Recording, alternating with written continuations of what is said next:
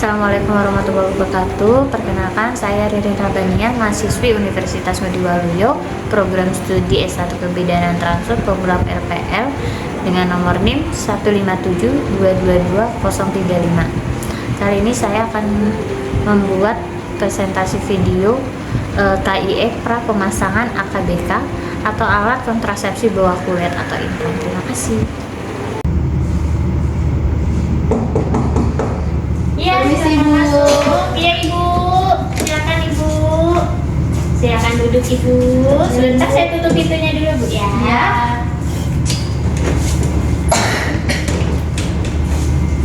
Perkenalkan, Ibu, saya Bidan Ririn ya, Ibu. Dengan Ibu siapa? Puji, Bu. Ibu Puji. Iya. Iya.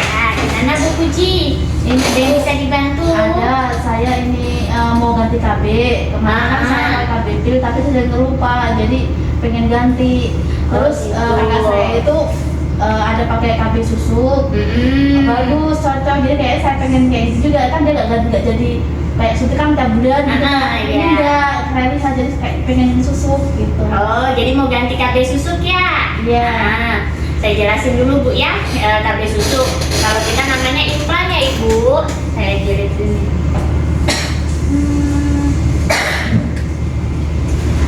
KB susuk itu kalau kita di alat kontrasepsi bawah kulit, Bu, ya. Nah, jadi KB susuk itu alat kontrasepsi bawah kulit. Nah, kalau KB susuk ini dia itu nanti seperti ini, Bu, yang kecil ini aja nih. Nah, kecil segini aja nih. Ini dari plastik, Ibu, ya. Alat kontrasepsinya ini bahannya dari plastik. Diletakkannya di bawah kulit, di lengan atas, di sebelah sini, di bagian dalam sini, ya. Nah, nanti di bawah kulit. Nah, ini sangat efektif ini. Nah, metode ini untuk alat kontrasepsi bawah kulit ini berisi ini, Bu, hormon ya, berisi hormon progesteron ya, Ibu, ya, namanya ya. Nah, terus untuk cara kerja dari alat kontrasepsi bawah kulit ini, yang pertama itu cara kerjanya tuh bisa mengentalkan lendir mulut rahimnya Ibu, gitu ya. Lendir mulut rahimnya itu sehingga menurunkan kemampuan untuk penetrasi sperma, gitu ya. Nah, terus untuk menghambat pembuahan juga di saluran tuba. Saluran tuba itu adalah saluran tempat bertemunya sperma sama sama sel telurnya Ibu. Jadi ini rahim, nanti ada kayak saluran tubanya gitu, Bu, ya. Nah, saluran tuba itu yang Saya pernah lihat kayak tangan tuh ya. Iya, betul. Nah, jadi kan ada rahimnya, ada tangannya. Nah, saluran tuba itu yang di tangannya itu. Nah, ya. Nah, biasanya kan sel telur sama sel sperma ketemunya di situ. Nah, Gitu. itu bisa menghambat untuk bertemunya sel telur sama sel sperma ya, biar tidak terjadi pembuahan di situ ya. Nah, terus juga bisa menjadikan selaput lendir di rahim Ibu tuh lebih tipis gitu ya. Nah, jadi tidak bakal terjadi penanaman di rahim karena lendir rahim yang tipis, jadi tidak ada penanaman gitu ya. Jadi selanjutnya kalau misalnya untuk alat kontrasepsi bawah kulit ini itu biasanya untuk yang bisa menggunakan alat kontrasepsi itu bisa usia reproduksi. Nah, kan ibunya juga ini ya sudah pakai sebelumnya KB ya. Baru menyusui ibunya ini sekarang saya menyusui, Bu. masih menyusui. Iya, Nah, kalau masih menyusui masih bisa pakai ini, Bu, ya, alat kontrasepsi yang ini, soalnya dia kan isinya progesteron aja gitu ya. Jadi bisa pakai alat kontrasepsi yang bawah kulit ini gitu ya. Nah, terus kadang sering lupa dilempir. Nah, seperti Ibu bilang tadi suka lupa, jadi makanya lebih bagus pakai alat kontrasepsi ini. Iya. Nah, kan kalau ini kan tidak perlu tiap hari untuk melakukannya gitu ya. Nah, terus tidak dapat menggunakan kontrasepsi yang mengandung estrogen. Estrogen itu yang bisa menghambat produksi ASI, hormon yang bisa menghambat produksi ASI gitu ya. Kan Ibu masih menyusui. Sedangkan kalau yang susuk ini, yang alat kontrasepsi bawah kulit ini, dia isinya cuma progesteron. Nah, kalau itu tidak menghambat produksi ASI Ibu gitu ya. Jadi Ibu masih tetap bisa menyusui bayinya gitu ya. Biarpun Ibu menggunakan alat kontrasepsi bawah kulit yang ada hormonnya gitu ya. Terus kontraindikasinya atau yang tidak bisa memakai alat kontrasepsi bawah kulit ini, ya yang pasti ibu ini ya, ibu hamil tidak bisa ya, atau yang dicurigai hamil. Yang pasti kan kalau hamil nggak boleh pakai alat kontrasepsi ya Bu ya. Nah terus misalnya ada perdarahan di luar haid gitu ya. Misalnya ibu itu tuh dalam sebulan haidnya tuh lama gitu, atau misalnya haidnya tuh bisa berkali-kali gitu ya. Nah itu juga tidak boleh untuk menggunakan alat kontrasepsi ini gitu ya. Haidnya gimana? Teratur aja? Haidnya teratur sih. Teratur aja ya, nggak ada masalah ya. Berapa hari biasa? 7 hari saya biasanya. Oh 7 hari. Iya. Nah, habis itu berhenti ya? Iya, berhenti. Iya. Berarti kan tidak ada perdarahan yang abnormal dari biasanya ya? Nggak ada sih Bu. Terus atau yang tidak bisa memakai ini bisa juga ada riwayat gula, penyakit gula, atau ada riwayat jantung, atau misalnya kayak kanker gitu ya. Ibu ada riwayat penyakit apa ini? Nggak ada penyakit. Nggak ada riwayat penyakit ya. Oke, aman jadi nih. Iya Bu. Nah, terus kalau keuntungan dari kontrasepsi ini, alat kontrasepsi bawah kulit ini, keuntungannya tuh efektivitasnya pasti tinggi ya Bu ya. Efektivitasnya tinggi, terus jangka panjang. Kalau misalnya alat kontrasepsi bawah kulit ini dia 3 tahun jangkanya ya. Nah, jadi jangka panjang dia. Terus tidak mengandung estrogen seperti yang saya bilang tadi, tidak ada hormon estrogen, jadi tidak menghambat untuk produksi ASI-nya ibu. Terus yang keempat itu tidak dapat menurunkan kejadian untuk anemi. Anemi itu kekurangan darah gitu ya. Jadi bisa juga untuk membantu menurunkan kejadian untuk kekurangan darah gitu ya. Tidak mengganggu sama produksi ASI ibu juga ya. Nah terus kalau kelemahan dari kontrasepsi ini, yang pasti ibu harus pemasangannya harus di fasilitas kesehatan gitu ya. Nah, terus tidak dapat mencegah kejadian PMS. PMS itu penyakit menular seksual. Kalau alat kontrasepsi yang untuk mencegah PMS itu kondom gitu ya. Nah, kalau ini kan alat di bawah kulit, jadi tidak bisa dia untuk mencegah penyakit menular seksual. Soalnya penyakit menular seksual kan dari hubungan seksual ya Bu ya. Nah, jadi itu tidak bisa mencegah, soalnya dia lewat bawah kulit aja ini ya. Nah, terus nanti mungkin ada sedikit gangguan ini Bu ya, gangguan pola haidnya ibu. Nah, seperti efek sampingnya di sini bisa dilihat ya.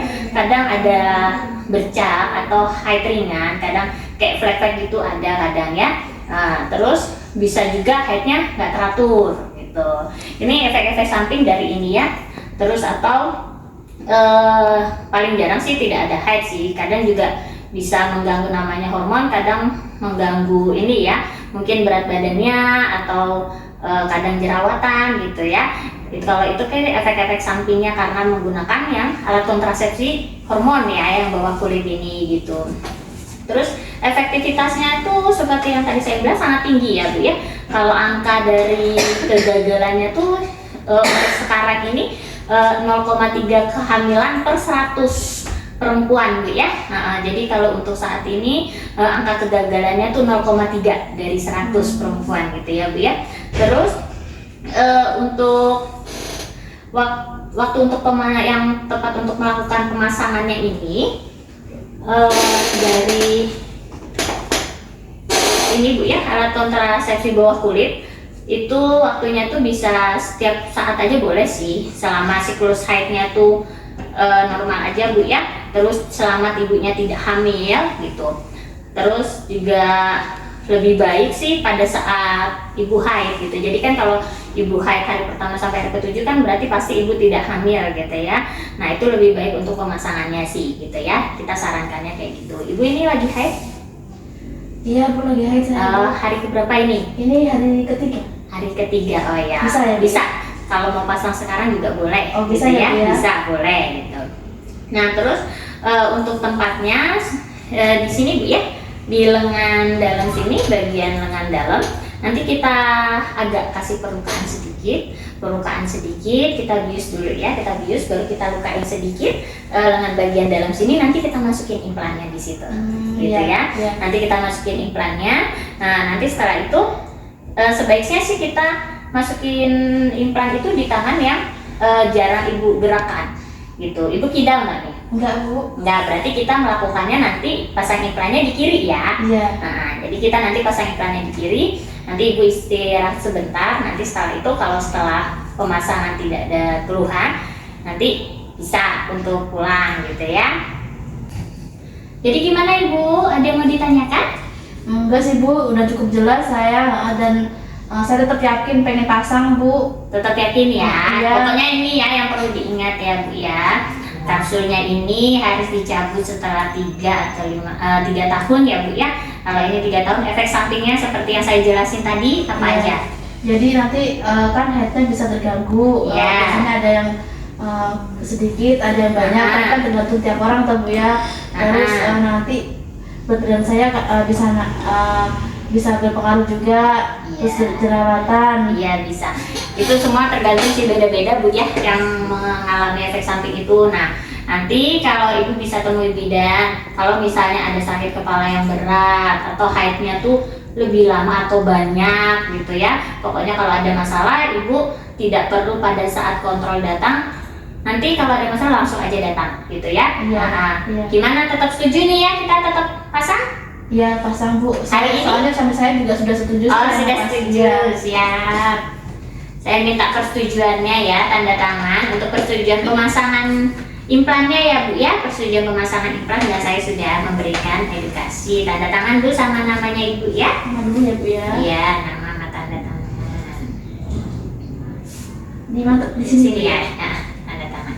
Iya, siap. Mari kita lakukan pemasangan ya Bu. Iya Bu.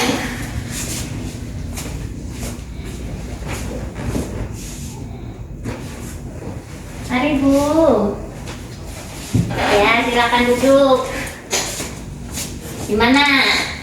Enak aja? Nggak sakit? Nanti tadi aja Bu habis masuk bius ya. Iya, sakit dikit ya. Iya. Nanti pokoknya seperti ini ya. Yang hal-hal yang perlu diingat pokoknya ya, datang aja ke bidan. Nanti kontrol 1 minggu lagi. Mulai kontak Bu Nah, ya. tapi kalau sebelum 1 minggu ternyata ada masalah, misalnya ada lubang atau apa di lengannya ibu, atau misalnya ada sesuatu keluhan ibu di luar efek samping yang tadi saya bilang, ibu langsung aja kontrol ya, tidak perlu nunggu 1 minggu ya. Oh iya Bu. Ya. Oke, gimana sudah? Sudah Bu, terima kasih. Iya. Lalu saya pamit pulang ya Bu ya. Iya, Terima mari, kasih. Bu. Assalamualaikum. Waalaikumsalam. Setelah kita melakukan edukasi, kita akan melakukan pendokumentasian. Kita catat nama pasien, tanggal, jam,